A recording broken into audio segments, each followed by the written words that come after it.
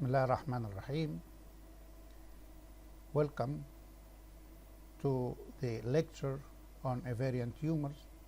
My name is Saeid Abd El-Hady and I am a professor in obstetrics and gynecology at Mansoura University in Israel. Perhaps ovarian tumors are the most significant cause of death of women due to gynae cancer, and it kills more women than all other gynae cancers together. And from that comes the value of understanding the ovarian tumors and how to detect it and treat it properly to save women's lives.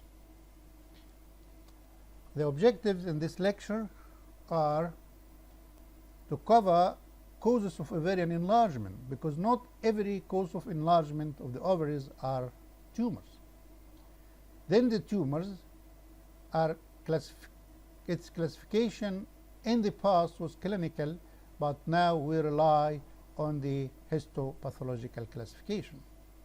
And then the histopathological classification itself is divided into epithelial tumors that come from the germinal epithelium, the germ cell tumors coming from the germ cells, six-chord tumors or mesenchymal tumors coming from the hormone-producing cells, the non-specific and non-classified tumors, and then the secondary or metastatic ovarian tumors, which is by far a common category of ovarian tumors that comes from distant sites.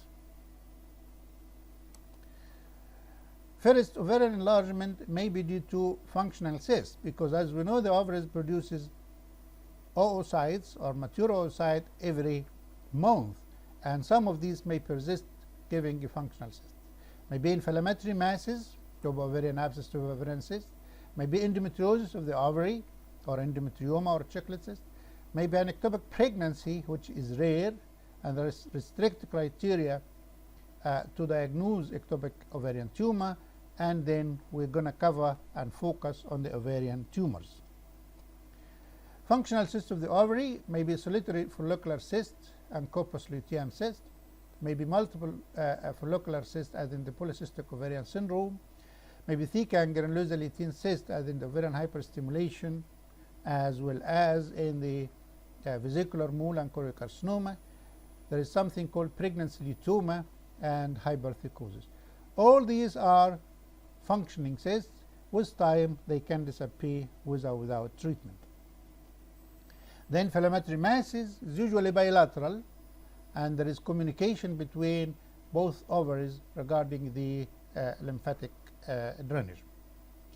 Maybe tubo-ovarian abscess or tubo-ovarian cyst, and if an abscess formed, it should be drained. If a cyst is present, it needs follow-up and managed according to the protocol.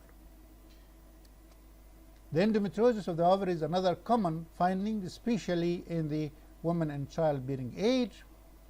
Ovarian endometrioma, called the chocolate cyst, it has a characteristic picture of the ultrasound, which we call it granulous appearance. It's part of pelvic endometriosis. It has a thin wall or pseudocyst. It's not a proper cyst and commonly rupture during trial for removal. It causes pelvic pain, dyspareunia, and tenderness, as well as the other features of pelvic endometriosis. We treat it medically and surgically, conservative and radical, as the rest of pelvic endometriosis. Ectopic pregnancy is rare, and there should be strict criteria to diagnose an ectopic pregnancy, called the Spiegelberg criteria, which mean that the pregnancy should be located at the ovarian site, should be posterolateral to the ovary, posterolateral to the uterus, connected to the uterus by the ovarian ligament, and there should be chorionic villi at the site of the conception. It presented by acute abdomen and positive pregnancy test and treated by excision, and it is a rare site, definitely the most common site for an ectopic pregnancy in the fallopian tubes. Then the topic for today is ovarian tumors, and the Novak textbook of gynecology says the ovary is unique in the range and variety of primary tumors that may arise from it, and also in the number of secondaries that can metastasize into it. So the ovary produces so many types of primaries and also receives secondaries from distant sites. In the past, we used to classify ovarian tumors clinically by cystic or solid, benign or malignant, but that is no longer used, except when you are in the clinic. But also in the clinic, we rely on the criteria of malignancy. So that classification may be used for a very short time, but we rely on the histopathological classification, as we're going to see. But an example of benign solid ovarian tumor is the fibroma thecoma group, and the famous Megas syndrome, when an ovarian fibroma is associated with ascites and pleural effusion that disappear after removing the fibroma, but that's really extremely rare. Brenner tumor is another solid ovarian tumor where there is islands of epithelium in a sea of stroma and looks like the urothelium, hilar cell that looks like the suprarenal. So, and that we can have an idea that the ovary can produce tumors of different histogenesis, and we're going to see why the ovary produces very, very bizarre histopathological subtypes. Benign cystic tumors, dermoid cyst is the most common tumor, especially in the childbearing age, and that has a pedicle, liable to complications, is heavyweight, and could be present with pregnancy as well. The dermoid and all germ cell can give tumors related to the three germ layers, the ectoderm, mesoderm, endoderm. So it can be diagnosed by ultrasound and even by X-ray and treated by ovariectomy. The serous and the mucinous cystadenomas are another common examples of the ovarian cyst. The serous one contains serous hair similar to the tubal, but the mucinous one contains mucin material similar to the cervical epithelium. It can turn malignant. We're going to speak about that in the serous more than in the benign, but the one that can turn malignant have specific suspicious criteria, like the presence of papillae on the surface, the presence of intracystic papillae, and we're going to speak more about this in this lecture. Benign tumors are liable to complications like torsion if it has a pedicle and the pedicle will twist upon itself, hemorrhage especially after torsion, rupture if it gets congested, may follow hemorrhage inside, infection if it gets infected by microorganism leading to abscess, incarceration is impacted in the pelvis and can lead to obstructed labor, and malignant transformation, which is variable and debatable. Then we start the pathological classification, and that is the more logic and the one that we use in the practice. And we say that the ovary can give tumors related to the surface epithelium, and the surface epithelium of the ovary comes from the coelomic epithelium, and the coelomic epithelium gives also the whole epithelia lining the peritoneal cavity, the genital tract, and even the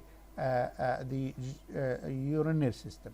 So you now expect that these epithelial tumors could go toward the tube, what we call it serous, could go towards the cervix, we call it mucinous, could be similar to the endometrioid, could be similar to the uroepithelium, because that's come from the coelomic epithelium. And then the most common type is the epithelial, followed by the germ cell, and also the germ cell come from the endoderm of the yolk sac and migrate along the route of the mesentery that can give a human being.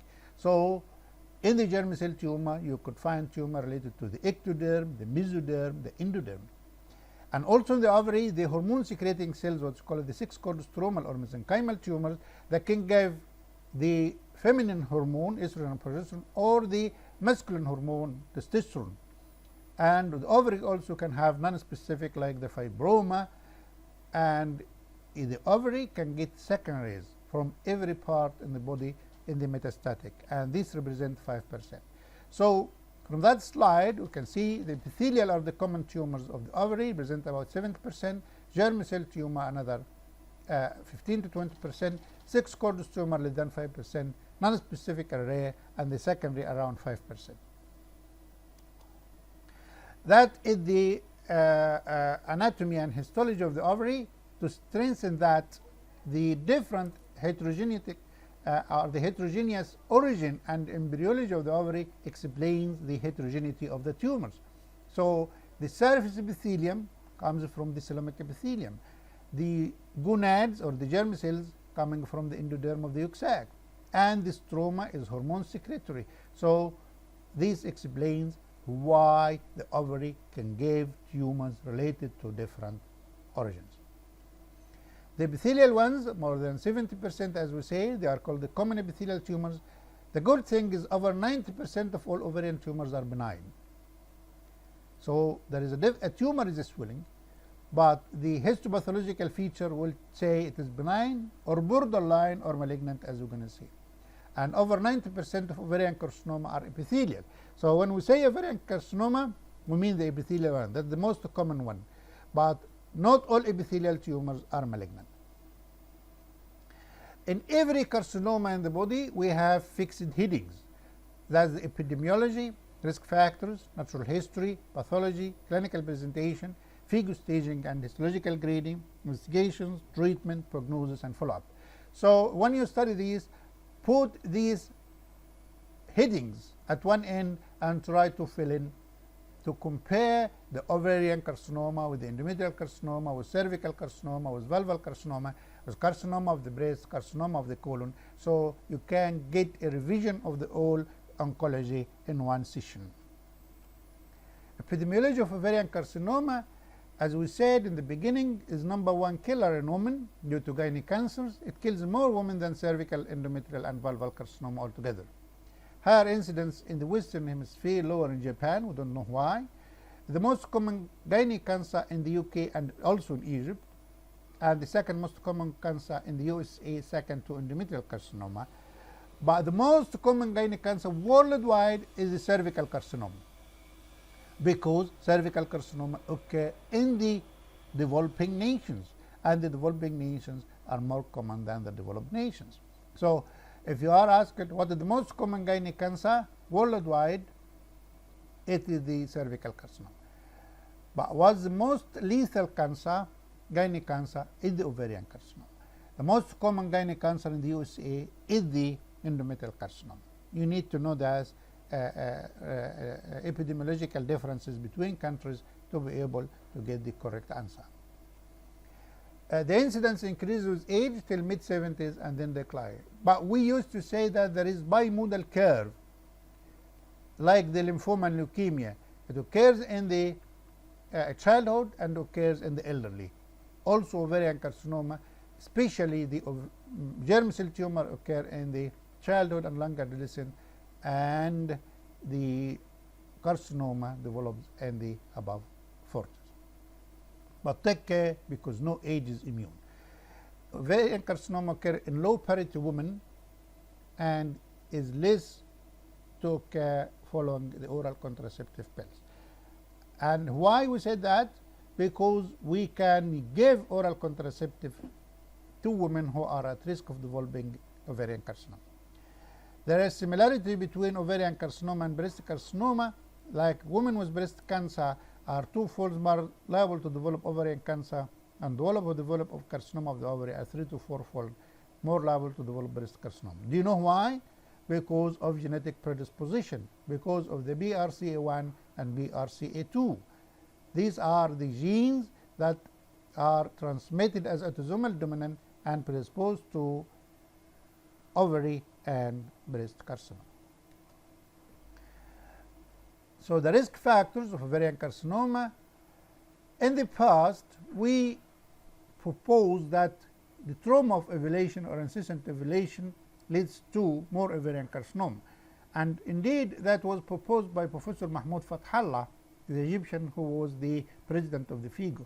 But now we know this is not the case, but the trauma of ovulation brings the fallopian tube in contact with the ovaries, and cells from the femoral end of the tubes are desquamated and fall in the ovary, and these start the process of carcinogenesis.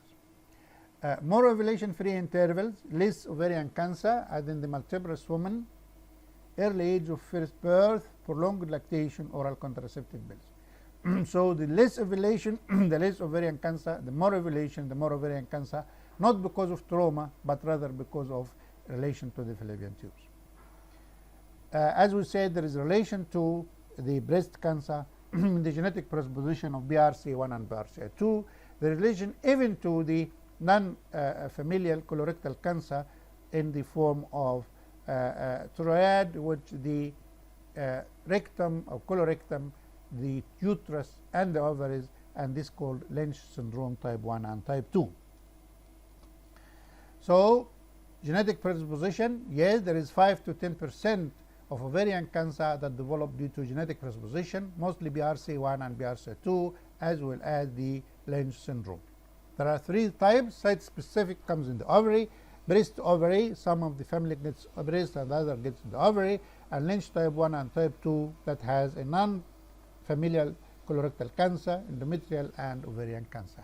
And the most known example of this is the actress, American actress Angelina Jolie, where her mom died of ovarian carcinoma. She was tested and proved to be positive for BRCA1, and she's had bilateral oophorectomy and bilateral mastectomy.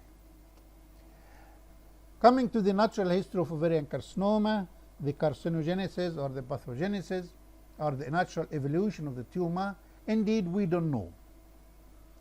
So we know everything about the natural history of cervical carcinoma thanks to the screening and the pap smear and CIN in cancer.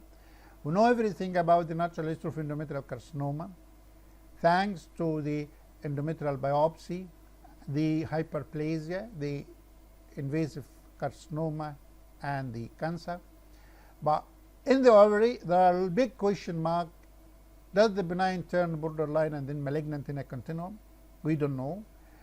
Does endometriosis and endometrioid tissue in the pelvis and in the ovary turn to malignant? We don't know. Some say yes, some say no, but the fact is that even if it does, it has a very low proportion. Coming to the pathological subtypes of the epithelial, we said all these epithelial tumors come from the common coelomic epithelium, and this common coelomic epithelium will give rise to the serous tumor that's similar to the tubal carcinoma, and this would be benign, borderline, or malignant. I can give tumor similar to the secretions of the cervix called the mucinous tumor, and this again may be benign, borderline, or malignant. Also, it can give tumor similar to the endometrium. We call it endometrioid and may be benign, borderline, malignant. However, the endometrioid is usually malignant subtype. And an example of the mucinous ovarian carcinoma that's similar to the similar to the cervical carcinoma. However, in this slide, the mucin that fills these spaces is dissolved because of the preparation. Not only serous, mucinous, and endometrioid, but the clear cell tumor, similar to the ovarian clear cell tumor that can occur in the stomach and the pancreas. There is Brenner tumor, but that's usually benign. There is mixed epithelial tumor. There is undifferentiated and unclassified. So the 3 common types of the epithelial ovarian tumors are the serous, mucinous, and endometrioid, but there are also the clear cell, which is bad type, Brenner, which is benign type, and the mixed and undifferentiated. Clinical presentation of ovarian tumors, and that's one of the most significant and hot areas for you to interested, because it's all ovarian tumors that appear by ultrasound, but the difference in the presentation and the imaging that differentiates a benign from a malignant one. The clinical presentation of ovarian tumor is the problem because it is vague, non-specific, and of it late presentation. And this is why the prognosis is poor. 2/3 of patients present in stages 3 and 4. This is another fact because of so many variables, some related to the patient, some related to the cancer itself, and some related to the physicians. Signs and symptoms are frequently absent until an advanced disease is present, and that again adds to the poor prognosis of ovarian tumors. Add to that, the natural history of disease is unknown, not like the cervix and the endometrium. The ovary is deep-seated in the pelvis and is not amenable to early detection. compared to the cervix or even the endometrium. And the most significant is the doctors are reluctant to ask for ultrasound until a big mass is present. So there are factors in the tumor, factors in the patient which does not seek medical advice early, and also factors in the doctors which are reluctant to ask for ultrasound. The most important is to know the criteria of malignancy in ovarian tumors. There are clinical criteria, criteria by imaging, and criteria during laparotomy.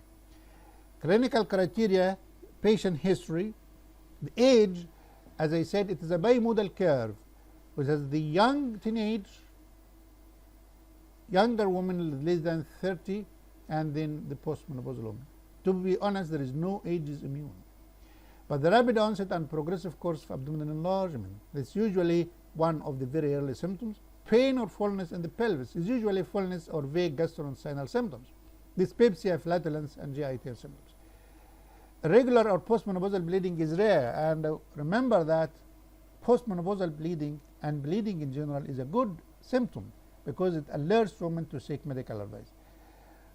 All in all, there may be no symptoms until the patient comes with a very large mass and stages 3 and 4. On examination, there is abdominal enlargement by mass and ascites. And remember that ascites, a pelvic mass and ascites, you should suspect ovarian tumor until proved otherwise.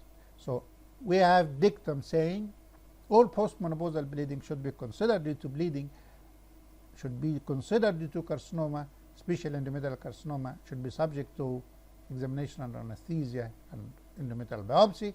All cases of pelvic mass and ascites should be considered due to ovarian tumor and should be subject to ultrasound MRI. All breast cancer, all breast masses should be suspected to breast carcinoma until proved otherwise. That's to make play safe in oncology. And be suspicious even if it is not the case of malignancy. So almost always take the precaution and take the investigation. If it proves benign, the patient hasn't lost anything. But if it proves malignant, the patient has lost her life.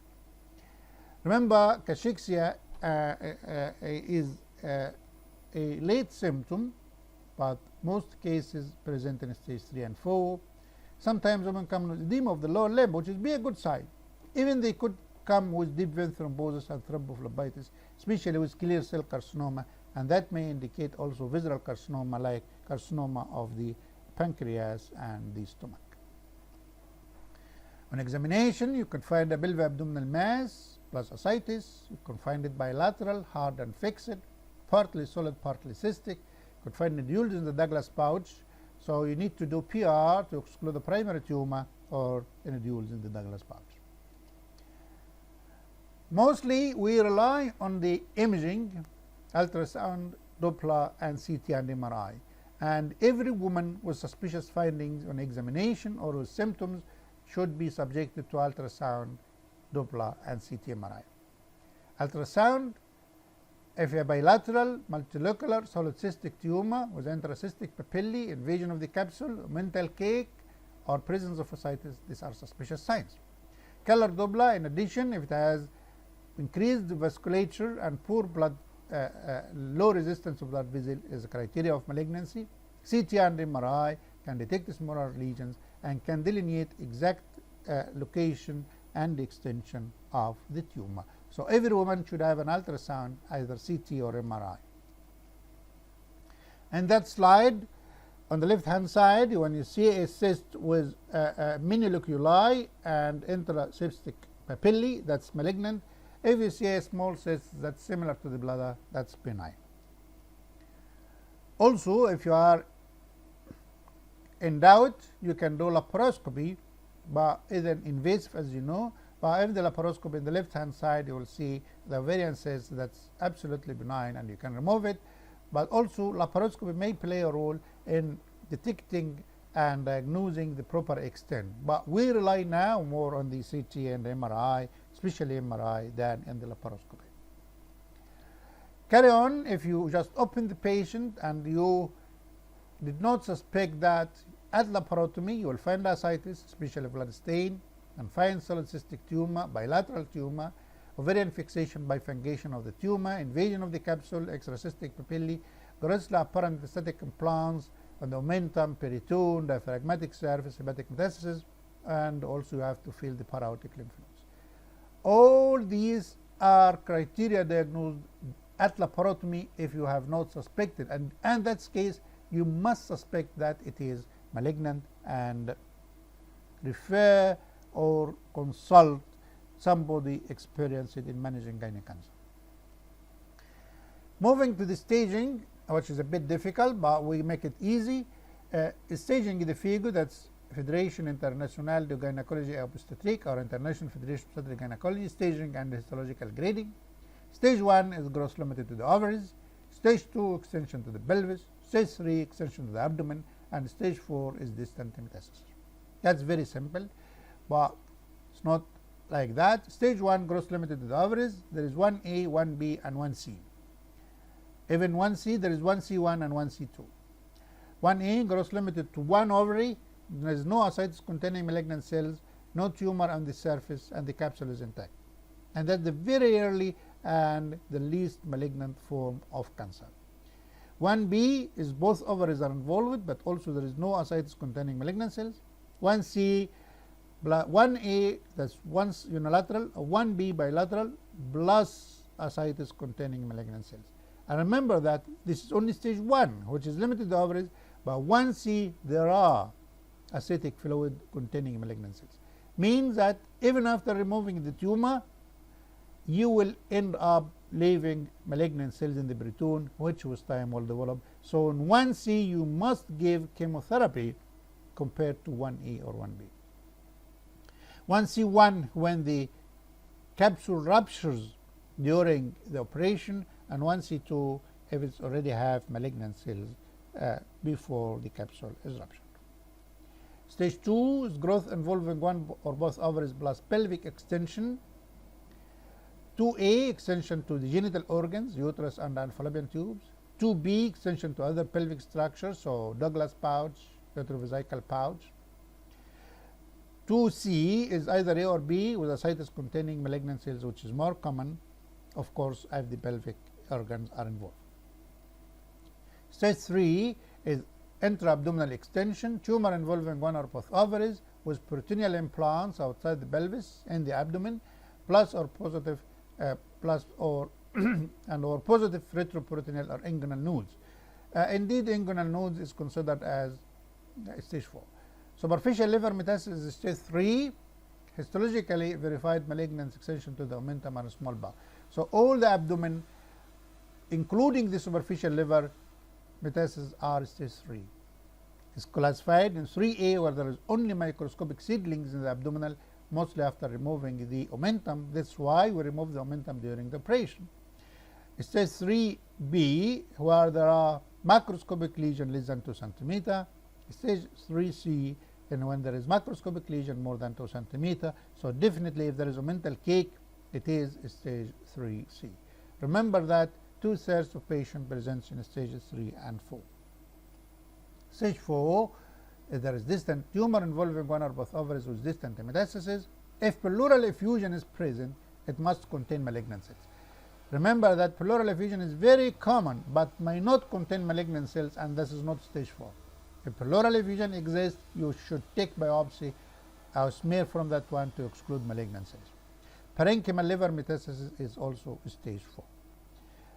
Over the years, there have been addition and deletions of this FIGO staging, but in stage 3, in particular now, they have put if the para-aortic nodes are positive, it is stage 3C. Screening for ovarian carcinoma. Is there any screening program for ovarian carcinoma? Really, there is not, because we don't know the natural history and the screening tests are not accurate. So, to do population-based screening like cancer cervix and cancer endometrium is not cost effective and is not advisable. So whom should be screened? It is the high risk population. High risk population, those with genetic predisposition or who have had unilateral ovarian carcinoma and you have done some form of conservative surgery. Can we screen? Screening a high-risk population only, as we said, with those with positive BRCA1 and BRCA2, as we said, Angelina Jolie is an example. We have done clinical trial in the best screening tools, and we come to the conclusion that the combination of transvaginal ultrasound and CA125 are the best. Manage to screen positive women by oral contraceptive pills is possible, and prophylactic oophorectomy when the family is completed. Screening by transvaginal color Doppler and CA125. As we said, the sensitivity and the specificity is not high, but that is what we have. Transvaginal, we have high false positive and negative rates, but with experience and with the scoring system, you could increase the accuracy. CA125, the glycoprotein, is normally than 30 units per ml, but is increased in ovarian tumor, especially the serous one. But remember, it's only raised in 60-70%, especially the epithelial. It may be negative in the mucinous ones. If it is raised, it needs transvaginal ultrasound, Doppler, and even laparoscopy or laparotomy. I need to stress that the CA125 is increased when there is even any inflammatory process or involvement of the coelomic epithelium. So it's not specific, but of value in the follow-up. So when a lady is having a surgery or chemotherapy for CA125, and in the follow-up we repeat that one, if it comes back elevated, and then indicates recurrence. Other markers, the ovary have fetoplacental markers, alpha-fetoprotein, carcinoembryonic antigen, CHCA, human chorionic nephropathy, that in the germ cell tumor, as we're going to speak about it. Hormones, estrogen, progesterone, androgen, HCG, as we're going to speak about the sex chromosomal, even enzymes which are not specific. Lastly, the management of ovarian carcinoma. There are preoperative workup and preparation, operative techniques, and the post-operative treatment.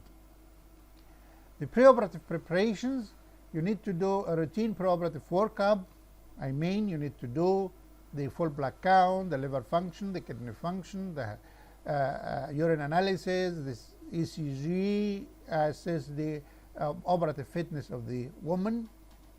You need to do chest X-ray to exclude pleural effusion or even metastasis, ultrasound plus CT or MRI. So these are the minimum things to do: routine, chest X-ray, ultrasound plus CT or MRI. Should we do perium enema? Only if there is any obstructive symptoms like chronic constipation. Should we do intestinal preparation? Yes, especially if there are obstructive symptoms, mechanical by enema and chemical by antibiotics. Surgical diagnosis and treatment, and we say that the diagnosis is histopathological, so surgery for diagnosis and treatment. And we need an oncology team with gynecologic oncologists, which is now a subspecialty, and GIT surgeons or an oncosurgeon on board to improve the outcome. So surgery should be carried by a dedicated team who are capable of carrying these heroic surgery. It's a very difficult surgery because most patient presents 2/3 in stages 3 and 4. This could involve the bowel, small bowel, large bowel, surface of the diaphragm, surface of the liver, and even you can remove the spleen, so you need a lot of work. The surgery could be primary surgery or interval debulking surgery or second look surgery, which is now not used anymore. We rely on the investigation, don't do any second look surgery, but we do palliative surgery in case of intestinal obstruction just to relieve the obstruction. So primary surgery, we said surgery is the mainstay for the diagnosis and treatment. We do exploratory laparotomy through midline or paramedian incision. And remember, don't do transverse or phalangeal incision for the management of ovarian carcinoma. Once you are in the abdomen, take a peritoneal cytology. As we said, if the ascites is containing malignant cells, then it changes the staging and the prognosis. We carefully palpate, explore the pelvis, upper abdomen, diaphragm, liver, omentum, and para-aortic nodes once in the abdomen. What's the standard form of surgery? We do total abdominal hysterectomy, bilateral salpingophorectomy, omentectomy is the standard of treatment. Can do lymph node? Yes, but it's debatable. All patient need hysterectomy? No. In young patients with stage 1A, that's unilateral carcinoma limited to one ovary, capsule is intact, no ascites containing malignant cells. In a young patient who are desirous of maintaining infertility, we can do unilateral salpingo-oophorectomy. And look at the other ovary, you can take a biopsy, but you must leave other ovarian tissue to maintain fertility. If the other ovary is involved, it is stage 1B, and then you should do hysterectomy. Regular follow-up for these patients, and most often if they get pregnant, we do also hysterectomy and the other salpingo-oophorectomy during section or maximally after 2 babies. In the advanced cases, stage 3 and 4, then we can remove every bit of malignancy, and we need to do cytoreductive or reduction of the malignant burden as much as you can. In advanced ovarian carcinoma stage 3 and 4, you cannot be able to remove everything, especially if the cancer is very involving the mesocolon or involving the major vessels close to the external iliac and internal iliac artery. All the mesocolon is involved, then it would be difficult to remove every bit of malignancy. It's called debulking or cytoreductive surgery.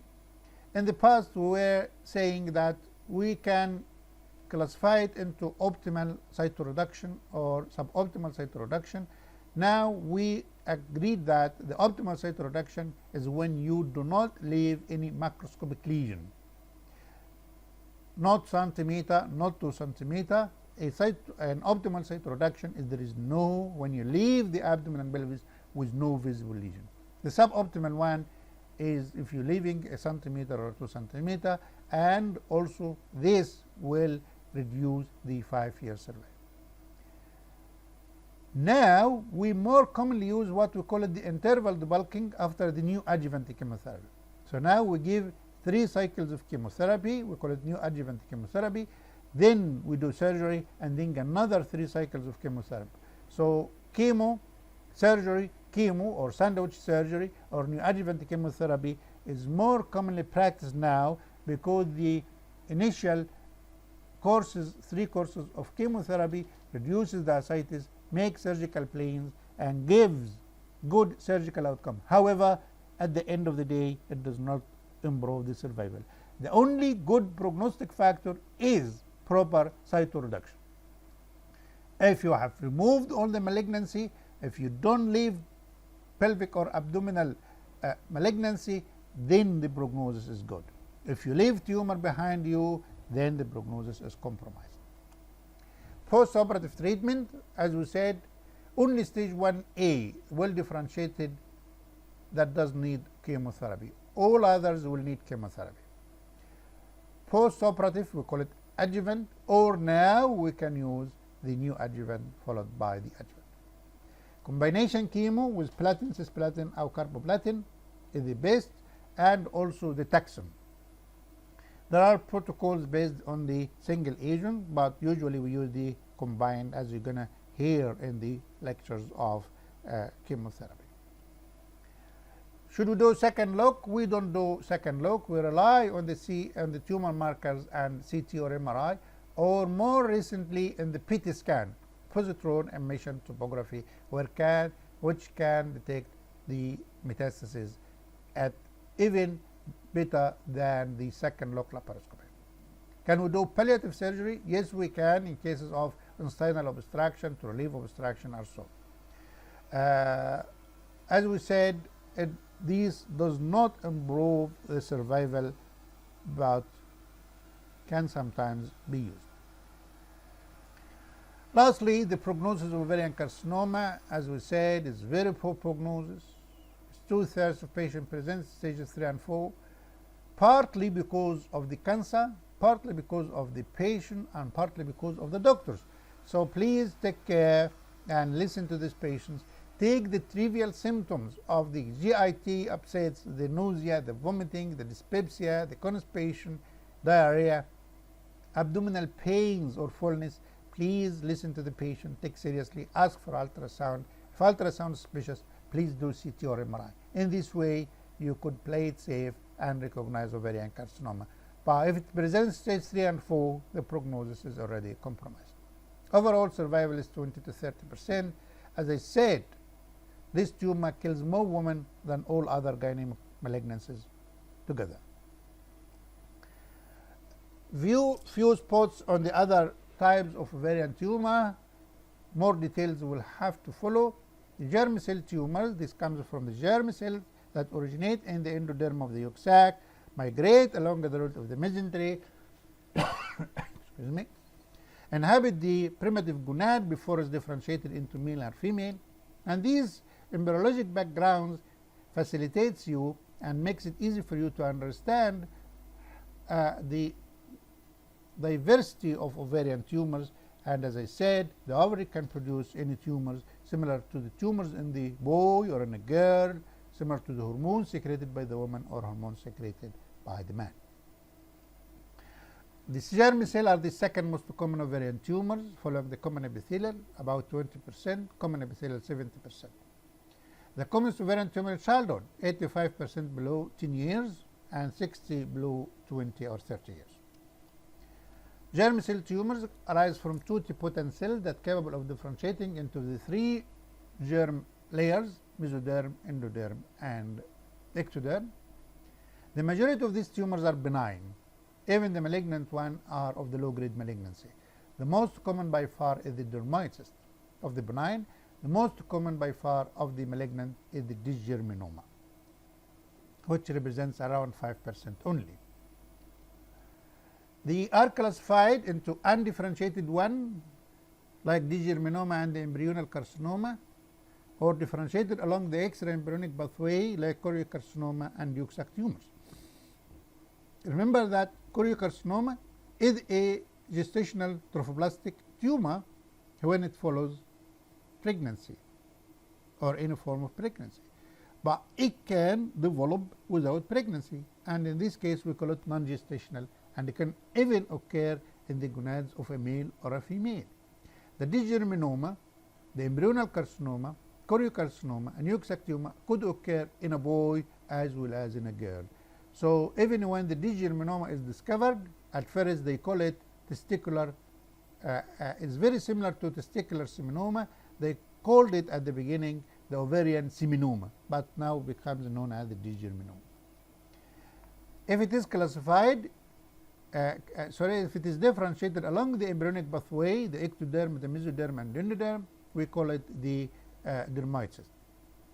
If it is well differentiated, it is the mature cystic teratoma or the dermoid cyst that could have teeth, hair, or it could be an immature teratoma, which is very poor prognosis as well.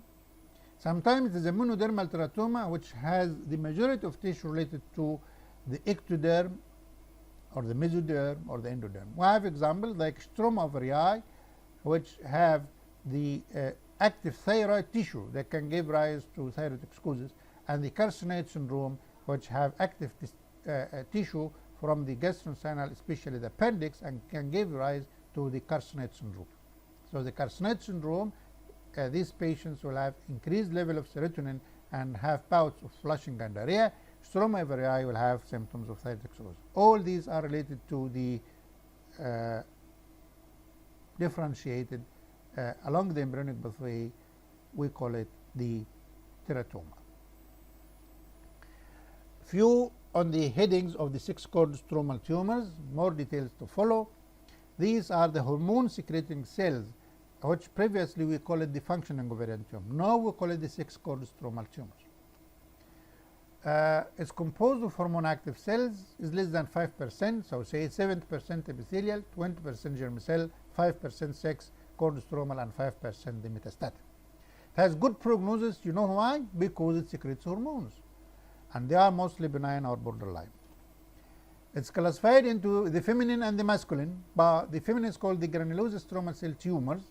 Granulosa cell tumor is a low-grade malignancy, and that could occur in the very little girls of 6 or 5 years and can lead to precocious puberty, but could also occur in postmenopausal women, leading to postmenopausal bleeding. The other category is called the thecoma fibroma group. As we remembered in the beginning of the lecture, we said there is what's called the Meigs syndrome. But Meigs syndrome clinically is very rare, but any tumor plus ascites and pleural effusion, consider it malignant until proved otherwise. If this group will produce estrogen, it can produce symptoms based on these. So estrogen secretion before the age of puberty gives precocious puberty. Estrogen secretion after the age of menopause gives postmenopausal bleeding. And the childbearing gives abnormal bleeding. Is it good? Yes, it's good, because these symptoms will make the woman seek medical advice. The other category is the sertoli Leydig cell tumor, that's called the virilizing or areноblastoma or androblastoma. It produces androgens, leading to defeminization or loss of the feminine symptoms and signs, and then virilization turning into the masculine sign. So the defeminization will include breast atrophy, amenorrhea, and then virilization will include clitoromegaly, hirsutism, deepening of voice. But women will pass first into defeminization, amenorrhea, and breast atrophy, and pass the virilization. Sometimes it's a gyneandroblastoma when it is mixed, produces estrogen causing bleeding, produces androgen causing hirsutism, but that's rare, and sometimes it's unclassified. Lastly, the metastatic or the secondary ovarian tumors that comes from distant sites. It's common as 5%. Usually from the genital tract, like the cervix, endometrium, or the gastrointestinal tract, colorectal, or stomach, or pancreas, or even liver, or the breast. So it could come from any side. May be typical, similar to the cells of origin, or atypical, which are having a peculiar signature appearance. We call it the Krockenberg. So the Krockenberg is the atypical metastatic ovarian tumor. Typical tumor look like their mother or primary origin, a typical one called Krockenberg, and that's the Krockenberg. We have some jars of a Krockenberg tumor. It's usually bilateral because coming from distant sites, mostly in the childbearing age because the ovaries are active. Was supposed to be caused by transcelomic or dropped on the surface, but that's not true, because now we know it comes by the lymph or venous or blood. It's moderate size, solid and lobulated. It has no adhesions because it's coming from the bloodstream that is spread. Typically, it is mucin rich and has signaturing because the mucin is collected in the cell pushing the nucleus to one side, as we're going to see. It's treated.